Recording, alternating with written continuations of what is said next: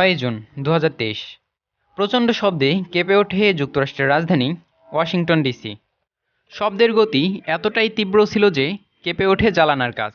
কোনো বিস্ফোরণ বা বজ্রপাতের শব্দ নয়, বরং এটা ছিল খুব নিচ দিয়ে উড়ে যাওয়া F-16 যুদ্ধবিমানের একটি সনিক বুম। এবার চলুন জেনে নেই সনিক বুমটা আসলে কি। সনিক বুম হলো এক ধরনের শব্দশক্তি। কোনো বস্তু যদি শব্দের গতির থেকেই অধিক গতি অতিক্রম করে তাহলেই সৃষ্টি হয় সনিক বুমের। কোনো গতিশীল বস্তু যদি সুপারসনিক গতি অর্জন করে তাহলে বস্তুটির সামনের অংশে বাতাসের প্রচণ্ড চাপ তৈরি হয়, যেটি মূলত শকওয়েভের সঙ্গে ধ্বনি তরঙ্গ সৃষ্টি করে এবং বস্তুটির পিছনের অংশে কোণের মতো ছড়িয়ে পড়ে, যেমনটা দ্রুতগতির জলযান স্পিডবোটের ক্ষেত্রে দেখা যায়। সনিক বুমের কারণে প্রচণ্ড পরিমাণ শব্দ উৎপন্ন হয়, যেগুলো মানুষের কানে বিস্ফোরক কিংবা বজ্রপাতের ধ্বনির মতো মনে হয়। সনিক বুম বুলেট কিংবা চাবুকের মতো ছোট বস্তু, আগ্নেয়গিরির অগ্নি উৎপাত, উল্কাবৃষ্টি অথবা ভূমিকম্পের মতো প্রাকৃতিক দুর্যোগ থেকেও সৃষ্টি হতে পারে। 2022 সালের টোঙ্গায় আগ্নেয়গিরির অগ্নি উৎপাত থেকে 1300 মাইলেরও বেশি দূরত্বে সনিক বুমের সৃষ্টি হয়েছিল।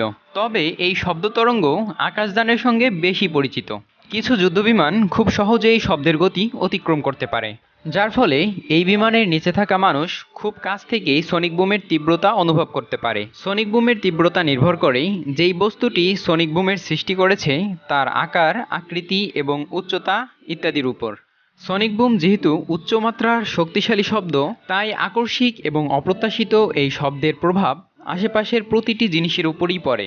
ব্যাঘাত ঘটাতে পারে মানুষের স্বাভাবিক কার্যকলাপ এবং মনোযোগের উপর। অনেক ক্ষেত্রে শ্রবণ শক্তির উপরও বিরূপ প্রভাব ফেলতে পারে। মানুষের পাশাপাশি অন্যান্য প্রাণীর উপরও এর প্রভাব দেখা যায়। বিশেষ করে গৃহপালিত পোষা প্রাণী এবং বন্যপ্রাণী এই উচ্চ শব্দের কারণে অত্যন্ত সংবেদনশীল হতে পারে। সনিক বুম প্রাণীদের উদ্বিগ্ন, উত্তেজিত এবং ভীত করে তুলতে পারে। শব্দের তীব্রতায় প্রাণীরা ছোটাছুটি করে, পালিয়ে যেতে পারে বাসস্থান থেকে। অনেক সময় তাদের ভয়ঙ্কর আচরণও প্রদর্শন করতে দেখা যায়। সনিক বুম থেকে সৃষ্টি হওয়া শকওয়েভ এর উৎস থেকে বাহিরের দিকে বিকিরণ প্রদর্শন করে। শকওয়েভগুলো ভবন এবং জানালার অত্যন্ত ক্ষতি করে। সাময়িকভাবে টেলিফোন কল, রেডিও সম্প্রচার এবং ইলেকট্রনিক ডিভাইস সহ ক্ষতি করতে পারে যোগাযোগ ব্যবস্থারও। সনিক বুমের বিড়ম্বনা থেকে পুরোপুরি বাঁচার উপায় নেই, তবে উন্নত বিশ্বে বেশ কিছু উদ্যোগ নেওয়া হয়েছে। 1973 সালে যুক্তরাষ্ট্রের এভিয়েশন অ্যাডমিনিস্ট্রেশন ভূমির উপর থেকে সুপারসনিক ফ্লাইট নিষিদ্ধ করেছে, যদিও সামরিক এবং মহাকাশ সংস্থাগুলোকে এর আওতার বাহিরে রাখা হয়েছে। অনেক দেশেই সনিক বুমের তীব্রতা কমাতে সুপারসনিক ফ্লাইটগুলোকে জনবহুল স্থান থেকে নিষিদ্ধ করা হয়েছে। যে সকল এলাকায় সামরিক বিমানের মহড়া হয়ে থাকে সে সকল এলাকায় জনসাধারণের সংখ্যা কমিয়ে আনা হয়েছে। ভূমি থেকে নির্দিষ্ট উচ্চতায় সুপারসনিক গতির নির্দেশনা দেওয়া হয়েছে। এছাড়াও গবেষণা চলছে যাতে সনিক বুমের সৃষ্টি না হয় এরকম সুপারসনিক ফ্লাইট তৈরি নিয়েও।